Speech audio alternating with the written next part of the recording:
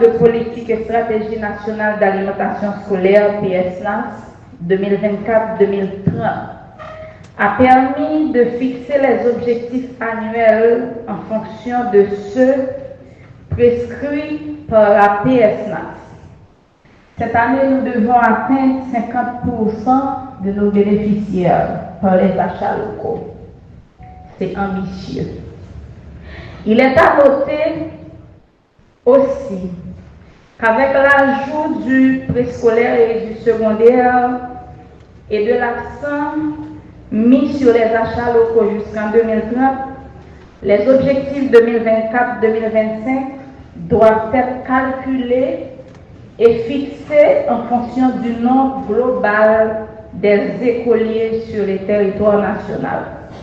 Mesdames, Messieurs, il m'importe de souligner que les progrès significatifs ont été constatés au cours de l'exercice 2023-2024. 1 228 580 élèves ont bénéficié d'un repas chaud contre 1 130 000 durant l'exercice précédent.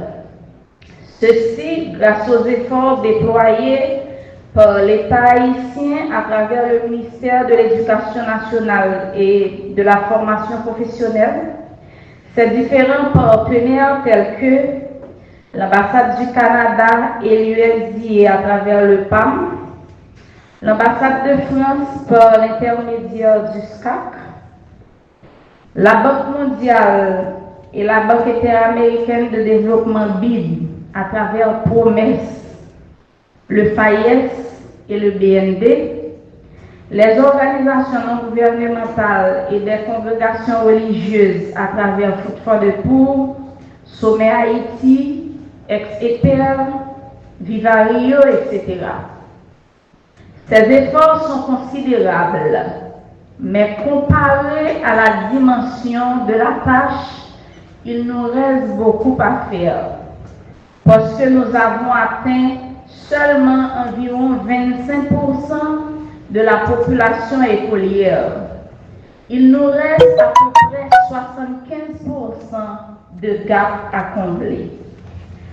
Nous n'étions pas là, j'en suis consciente. La moisson est dense, le travail est ardu. Mais nous devons continuer à bosser parce que les générations à venir doivent bénéficier des fruits de nos efforts. Depuis l'année 2021, PNCS connaît une croissance exponentielle en se référant au tableau de résultats affiché à votre attention aujourd'hui. Il est clair que la compréhension de l'importance de l'alimentation scolaire commence à venir. C'est dans cet esprit que j'exprime ma profonde gratitude à l'endroit de toutes les institutions qui luttent aux côtés de l'État haïtien, plus particulièrement le PNCS, pour l'avancement de l'alimentation scolaire en Haïti. Chers partenaires, au cours de cette 11e session de la table sectorielle de l'alimentation scolaire, nous allons partager, comme d'habitude, les bonnes pratiques, les réalisations, les défis et les leçons apprises en vue de continuer à améliorer le sous-secteur de l'alimentation scolaire en Haïti. Je vous souhaite déjà bonne participation à cette 11e table sectorielle tout en renouvelant la confiance de la coordination générale, tout en renouvelant la confiance de la coordination générale du PNCS en votre soutien habituel afin de poursuivre notre objectif commun, celui de rendre universelle l'alimentation scolaire en Haïti. Je réitère enfin notre phrase de combat vers une compréhension commune de l'alimentation scolaire en Haïti. Le jour où l'on comprendra l'importance de l'alimentation scolaire pour le développement durable en Haïti, le pays connaîtra un nouveau jour. Je vous remercie de votre attention. Il y a 2 mois qu'on était ici, à l'Hôtel Caribé, avec les partenaires, pour nous pencher sur les stratégies à mettre en œuvre en vue d'augmenter la couverture de l'alimentation scolaire. Je n'ai pas besoin de discourir longtemps sur la question. Tout le monde le sait, aujourd'hui la question de l'alimentation déborde le cadre de l'école pour couvrir toute la société haïtienne parce que la population haïtienne fait face globalement au problème de la faim. Pour les enfants, c'est même une obligation pour l'État haïtien de s'assurer que chaque enfant ait accès à un plat chaud. Et nous l'avons déjà dit en maintes occasions, l'alimentation scolaire facilite le meilleur apprentissage. L'enfant qui ne mange pas ne peut pas apprendre, on l'a dit. C'est prouvé par la science, c'est prouvé par de belles études. L'enfant qui va à l'école d'eau, là j'arrive au niveau du préscolaire, a beaucoup plus de chances de réussir les autres étapes, le fondamental, le secondaire, l'enseignement supérieur, le milieu professionnel et réussir dans la vie, tout comme l'enfant qui à l'école peut avoir accès à un plat chaud, peut mieux se concentrer sur son apprentissage.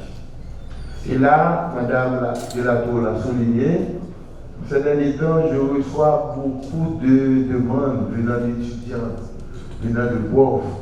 Je pense qu'il faut, dans cette table sectorielle, se pencher également sur les doubles conditions. La condition océan, parce que les professeurs doivent manger aussi. Je suis en concertation avec quelques directeurs d'école pour voir comment, à l'école, on peut créer, si vous voulez, un petit espace où le prof qui vient à l'école tôt puisse avoir accès à une figue, du mamba, du café. Ces choses-là peuvent faciliter à ce que le prof soit plus disposé à enseigner. Et l'élève sait qu'à 10 heures, un repas est là, et lui aussi, il est plus disposé.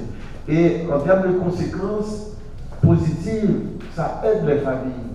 Parce que tout le monde le sait aussi, les familles, les ménages haïtiens sont frappés par la pauvreté, la misère, les conséquences de la crise sécuritaire sur les familles sont nombreuses et de ces conséquences, il y a la dimension économique, la dimension financière.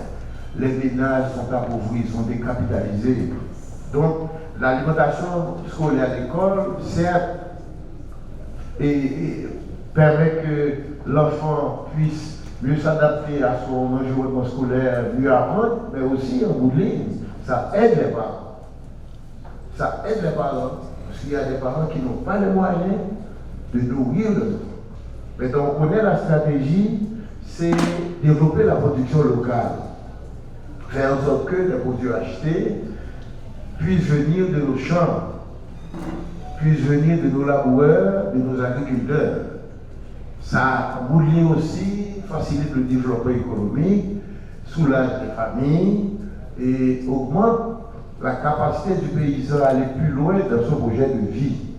Parce que l'enfant, si vous regardez bien actuellement, la crise agricole que l'on connaît ces derniers temps, certes est due par de multiples facteurs, dont le facteur sécuritaire, mais aussi c'est dû au fait que la production paysanne n'est pas valorisée. Il n'y a pas un lieu pour le paysan d'écouler ses produits. Et le fils du paysan lui-même, il ne veut pas être agriculteur, parce qu'il a constaté que son papa n'a pas une belle maison, n'a pas un compte en banque, n'a pas une voiture lui-même. Il préfère vendre une portion de terre, une vache, acheter une moto et venir en ville. Donc, le programme du PAM qui facilite la production nationale permet, en bout de ligne, à ce que le milieu paysan puisse se refaire, se réorganiser et puisse avoir accès à un petit capital. Et ça, c'est important. Donc je suis là pour vous dire que c'est le ministère pour ici à sa juste valeur cette table de concertation. Il est question d'affiner la stratégie, voir comment coordonner le travail, comment mettre en synergie le travail des partenaires, et de sorte qu'on puisse avoir un tableau de bord qui nous permet de dire tel partenaire est dans telle zone, tel autre dans telle commune, tel autre enfin, et ce qui, en bout de ligne, permettra à l'État d'intervenir lui-même pour augmenter l'offre. L'idéal est que nous puissions arriver à couvrir tout l'espace scolaire ici. C'est un objectif à prendre, il nous faut travailler pour, mais c'est déjà un objectif. Et l'année dernière, le PAM a donné environ près de 480 000, d'après ce qui m'a été dit, a permis à 480 000 enfants d'avoir accès à un plat chaud. Donc je voudrais ici, au nom du gouvernement haïtien, remercier tous les partenaires, directement, la coopération canadienne, l'USAID, mais le PAM en particulier comme l'organe qui facilite, qui organise, qui fait en sorte que le PNCS puisse mieux travailler. Et j'en profite pour remercier la presse qui, à chaque appel, répond toujours, parce qu'il faut vulgariser davantage le travail qui est en train d'être fait, pour qu'en fait, nous puissions arriver à couvrir la totalité. Donc pour cette année, moi-même je suis intéressé à ce que l'université, les étudiants puissent manger. Et quand je dis étudiants, je ne vois pas, il en est de même pour la cantine scolaire, je ne vois pas le public de tous les enfants haïtiens, public et privé.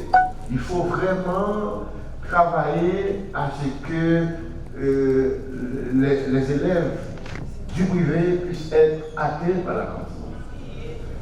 Pour l'université, il en est de même. Certes, le groupe cible prioritaire, c'est d'abord les enfants du fondamental, du préscolaire, du fondamental, du secondaire, puis l'université. Permettre à ce que les étudiants puissent avoir accès, parce que la crise financière frappe tout le monde maintenant. Haïti est devenue une société duale, monde riche, monde pauvre. Et là, il faut faire en sorte que, grâce à la cantine scolaire, les enfants puissent mieux apprendre, le parent et le ménage, le chef de ménage puisse se sécuriser, disant que mon enfant va avoir un plat chaud. Maintenant, pour le préscolaire, il faut qu'il y ait une réflexion particulière. Parce que l'alimentation des enfants, si vous le permettez, parce que je suis parent, est totalement différente. Et là, les producteurs doivent être mieux sensibilisés sur l'alimentation à offrir aux tout petits, 3, 4, 5, 6 ans. Parce que là, il y a les œufs, le lait, et autres choses, la camille, la cassonne. Il faut une réflexion particulière pour l'alimentation au niveau du préscolaire. En tout cas, là, je vais souhaiter bon travail à tout le monde et merci de m'avoir attendu. J'ai été fortement bousculé ce matin.